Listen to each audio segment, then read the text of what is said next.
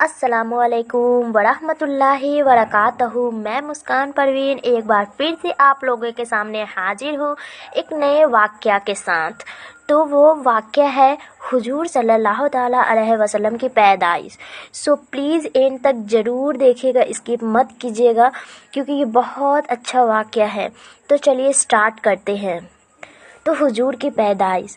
حضور صلی اللہ تعالیٰ علیہ وسلم کی پیدائش سے پہلے ساری دنیا میں بہت زیادہ گمراہی پھیلی ہوئی تھی۔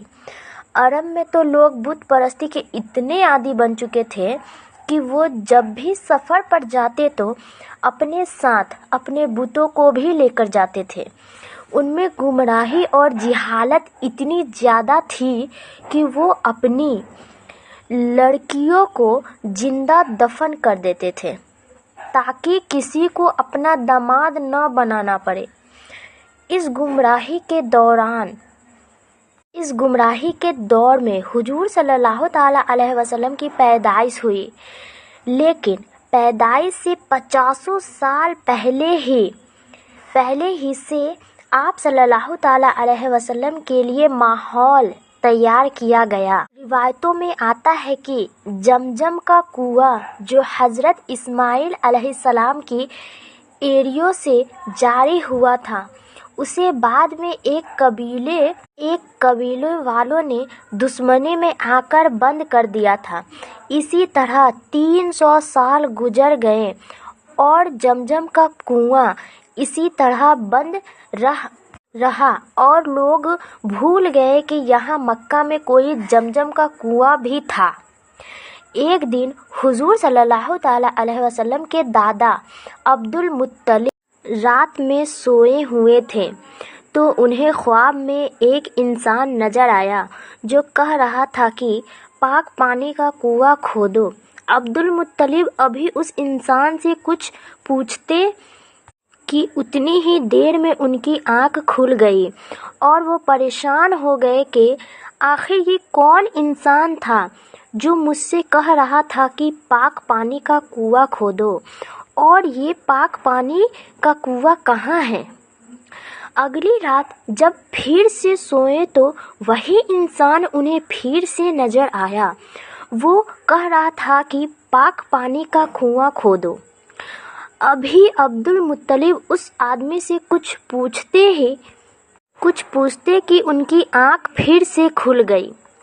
تیسری رات حضرت عبدالمطلب نے پھر سے وہی خواب دیکھا تو آج خواب میں اس انسان سے پوچھنے لگے کہ آخر یہ پاک پانی کا کنواں کیا ہے اور کہاں پر ہے۔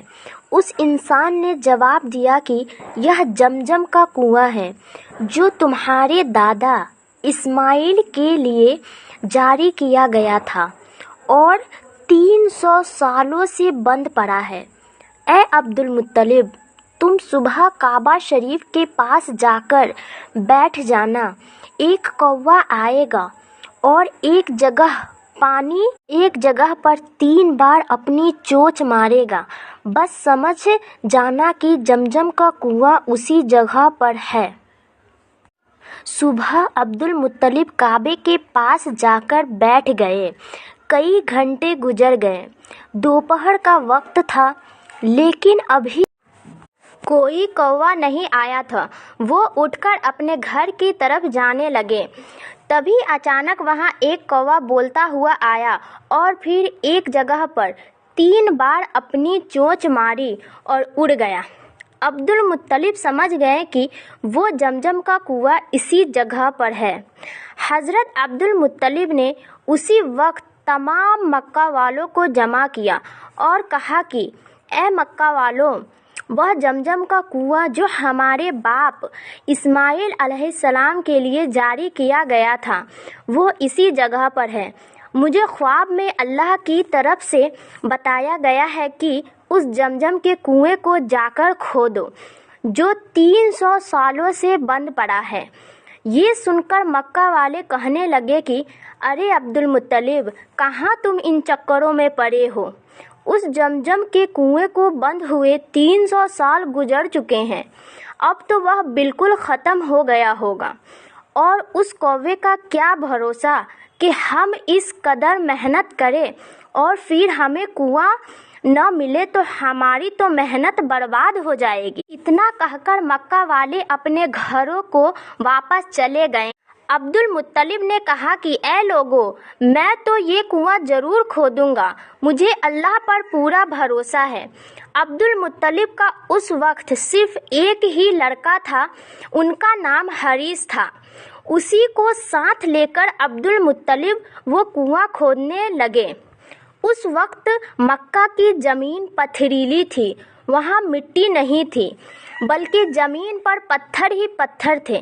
اس لیے یہ دونوں باپ بیٹے چھینی ہتھوڑی سے ان پتھروں کو دن رات توڑتے تھے۔ روزانہ صبح کو آ جاتے اور پتھروں کو توڑنا شروع کر دیتے۔ اسی طرح کئی مہینے گزر گئے لیکن زمزم کا کنواں نہیں ملا۔ اب تو لوگوں نے مذاق اڑانا بھی شروع کر دیا۔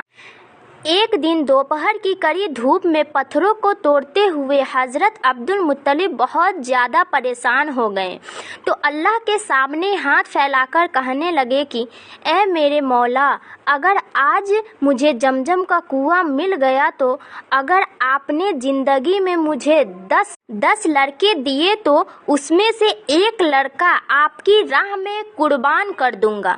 یہ دعا مانگنے کے بعد حضرت عبد المطلب نے چھینی ہتھوڑی سے جیسے ہی اگلے پتھر پر وار کیا تو ایک دم سے پانی کا ایک فوارہ اوپر کو اٹھا اور پھر دیکھتے ہی دیکھتے نیچے سے پانی نکلنے لگا۔ پانی نکلتا دیکھ سارے مکہ والے جمع ہو گئے اور بہت خوش ہو گئے۔ آئی ہوپ کہ آپ لوگوں کو میری ویڈیو پسند آئی ہو۔